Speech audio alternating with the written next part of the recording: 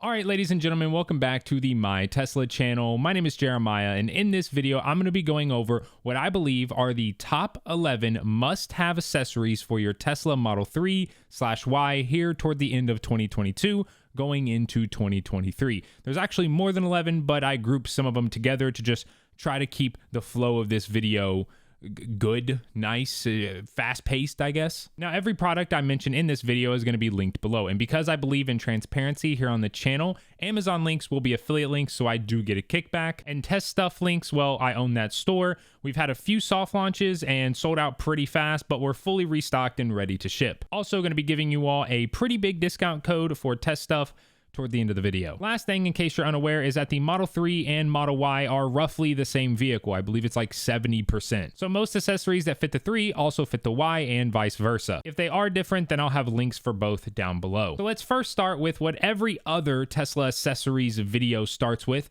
a screen protector, but it might not be for the reason you think. Yes, a screen protector is going to protect against scratches and potential cracks, but the reason I personally have one installed is because it makes the screen feel like butter. Most screen protectors are going to have what's called an oleophobic coating. It's essentially a top layer that just makes every swipe and touch of the screen silky smooth. Then if you were to also get a matte version to help fight against glare, that silkiness gets turned up to 11. If you've never felt a matte screen protector and you have, I think it's the iPhone 11 Pro or newer, the ones with the frosted glass on the back, that's kind of what a matte screen protector feels like. So get a screen protector if you're worried about scratches or cracks. So you got dogs, kids, throwing a lot of things in and out of your car and you're worried about the screen. But if none of that worries you, then get one for the better screen feel. Next up, we have floor mats. And no, the floor mats that come with the car don't count. Those are awful. Also, I believe that the base Model 3 still comes with no floor mats, so if you get the base model, then you really need floor mats. Get some all-weather floor mats. Your car's carpet will thank you. Also going to be grouping in the extended set of floor mats here. So the front trunk mat, the trunk liner, otherwise known as trunk well mat, and then the mats that go on the back side of the rear seats. If you actually use your Model 3 or Model Y to haul things around, then these are really nice to have, especially those back seat mats if you're carrying things around that you need to put the seats down for. Next up, we have inserts. Center console insert and armrest insert are really nice to have because, well, it's an EV, so it has a lot of storage space. And, well, it's very easy to get things jumbled around in those big compartments. You can kind of get whatever armrest insert you want because those can't really do anything, but the center console insert, you can get sliding ones. So make sure you get sliding ones so it's easy to just kind of slide up, reach down, get something beneath, or access the USB-C ports. Next insert is going to be the trunk storage bin insert. Model 3s have one and Model Ys have two. Really nice if you want to keep certain items separate from the rest of your trunk. I personally use mine for storing my quick detailing towels that I use when there's a bunch of bug guts on the front of the car or bird poop or something, don't want paint etching. Then we have cup holder inserts. Get one of these. Seriously, the cup holders are way too big. If you put any sort of regular size can or bottle in there, it's just gonna rattle around and drive you crazy. Get a cup holder insert. And lastly, for the inserts, there is the secret armrest compartment insert. If you've ever looked under the armrest cover, then you've probably noticed that there's a cutout. Well, people have actually made little boxes to go inside of there. You can slide the door up and down to store smaller items such as your wallets, your keys, valuables, whatever it might be, and it's pretty well hidden away. Like, not most people would look there.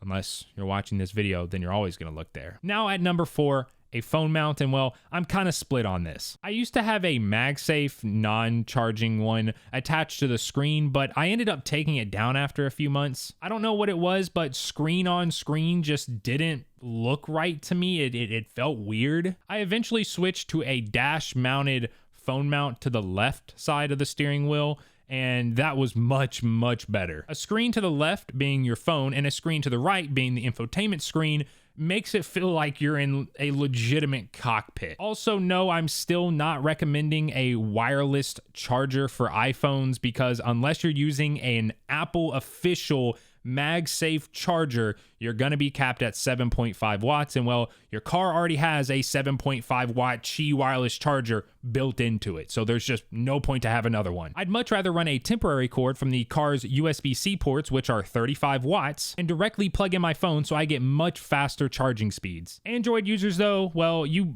probably already know what your wireless charging limit is, and now that you have the information that your USB-Cs are over 30 watts, well, you can make your decision with that information. Next up, we have a SSD for your car's dash cam / Sentry mode. All Teslas come standard with a Tesla branded 128 gigabyte USB stick. I highly recommend swapping this out. I've seen way too many people's dash cam / Sentry mode being super laggy, skipping frames, or just straight up not working because they're still using the Tesla branded USB stick. It's super slow, and not to mention 128 gigabytes is going to get filled up pretty quick. I personally use and recommend the Samsung T7 SSD. It's an external, like, portable SSD. And if you really never want to run out of storage, then you can get these in like 500, 1 terabyte, or even 2 terabyte models. Now, there is the argument of the Samsung T7s, or really any external portable SSD, of their operational temperature. The T7's operational temp is 42 degrees Fahrenheit to 95 degrees Fahrenheit, but like I said, that's the operational temp. So if you're, let's say, at home in your garage with Sentry mode off, well then,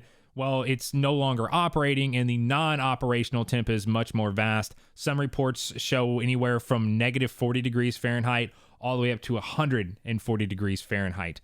For me personally, I'm never really out too long with my car parked in extreme temperatures, and at home I already have cameras in my garage, so I don't need my Sentry mode going. And if I'm driving along and it's super hot or super cold out, well, I have the HVAC system on, so yeah. But if you're really worried because you live in a location that experiences extreme temperatures, then just go with an Endurance micro SD card. But for anyone wondering kind of my long-term review of the T7, I used it all winter, all summer. It got down to below 0. It got up to above 100, and it was completely fine. It's still kicking. Next up, mud flaps or mud guards. My stance on these hasn't really changed. Tesla paint is still pretty bad, especially toward the bottom of the car, which is what mud flaps are designed to protect. If you live in a place that gets a lot of snow, salt, or just has a lot of rocks on the road, and you don't plan on getting PPF, then go with a beefier style mud flap. I have had personal experience with Rally Armors, and I really recommend them. But on the flip side, if you do plan on getting PPF and it's a good quality PPF, then you can go with the smaller, much better looking mud flaps. Now, if you live in an area that doesn't experience what I just mentioned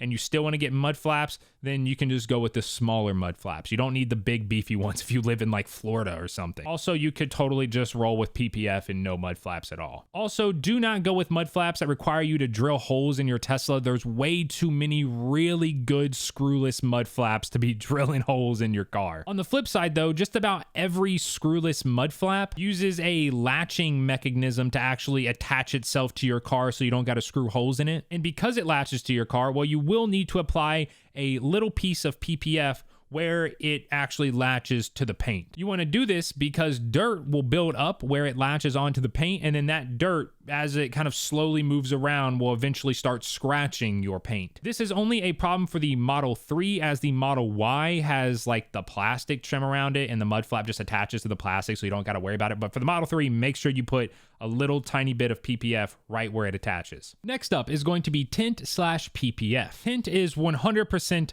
a must. These cars are literally fish bowls without tint. There's a lot of glass letting a lot of light in.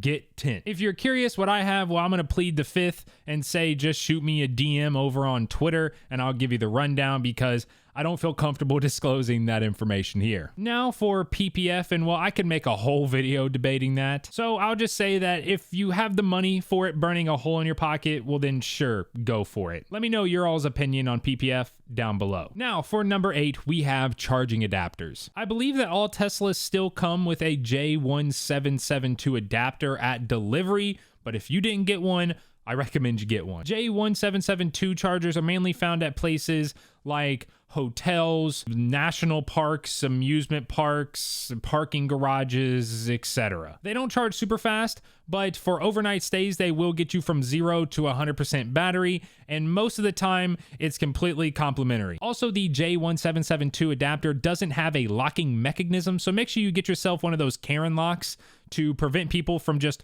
walking up and unplugging your car. The other adapter that I highly recommend is going to be the newly released, at least here in the US, CCS adapter. I know $250 to get one of these things might seem pretty steep, but I mean, it opens you up to literally all of the Electrify America infrastructure, plus the other ones that are coming in and putting CCS as their main plug. It's really handy if superchargers are full, the rates are really high, or there just isn't a supercharger around you. Not to mention, EA gives out a ton of free charging. In fact, my very first Electrify America charging session with the CCS adapter was completely free. Now, yes, them handing out free charging might be due to the fact that their systems aren't the most reliable, but hey, 10 to 15 free charging sessions, and well, the adapter's already paid for itself. Okay, now for an accessory that I thought was a complete gimmick and everyone recommending it was just full of it. A rotating screen mount. My original opinion on the rotating screen mount was, well, the old S and X had a screen that was pointed toward the driver, but those were vertical and it was different. Then the new S and X refresh came out and those had horizontal screens, but they were just flat. They didn't point toward the driver. So my opinion was still not worth it. Then a few months into the newly refreshed S and X, either they added the actual parts for it to happen or a software update, but somewhere along the lines,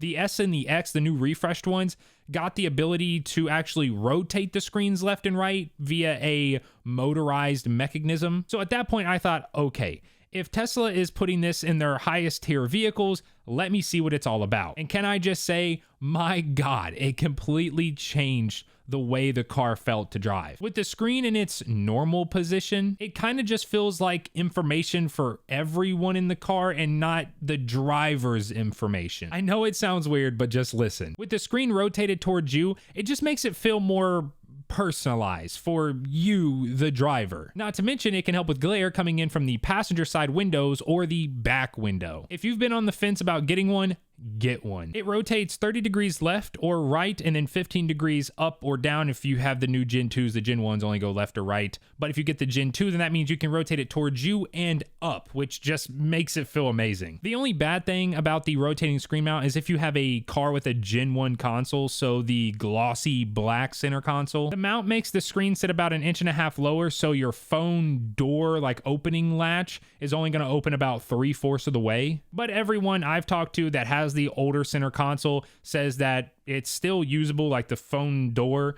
and it's 100% worth it. Also wanted to quickly mention that if you're scared about taking the screen off, don't be. It takes 20 to 30 minutes. You're just taking a few screws off, one big thick wire that you literally can't break, and then just popping a few things on, and then you're done. You can even switch back to the original mount that came with the car in case you're taking it into Tesla and you're worried that they might say something. But from what I've seen, they don't care and it doesn't affect your warranty. Now, our second to last accessory is kind of going to be a two-piece safety set, I guess you could say. First is jack pads, so you can safely jack the car up yourself, or if you need roadside assistance and the company that's helping you doesn't know anything about Teslas and they don't have jack pads. You need jack pads to prevent battery damage because you can't jack these cars up like a normal car. Just keep these bad boys in your car. The second is going to be a tire inflator. I got the one from Apex because it was small and compact. It has a flashlight built in and it also acts as a battery bank for your phone in case you ever need to charge it or something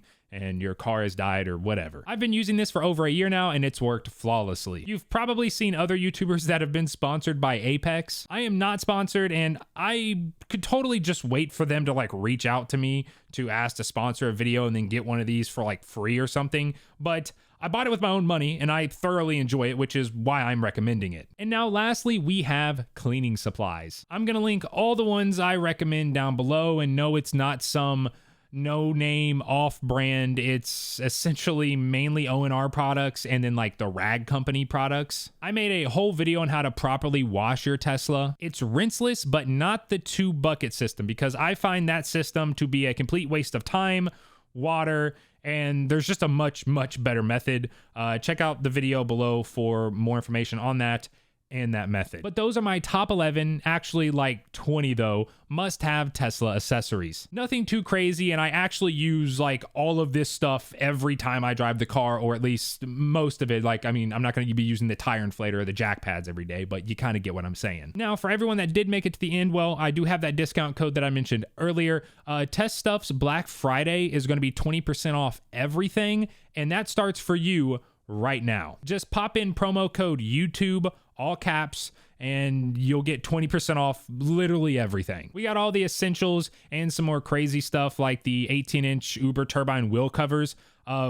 We've had such a hard time keeping those in stock, but we just got a fresh shipment in. We only ship to the US as of right now, and everything is 1 to 5 day shipping. But thank you all so much for watching. If you're new around here and you want to see more Tesla related content like this, then feel free to subscribe. I'd appreciate it. Don't forget to drop a like if you enjoyed the video, and I will catch you all in the next one. Peace.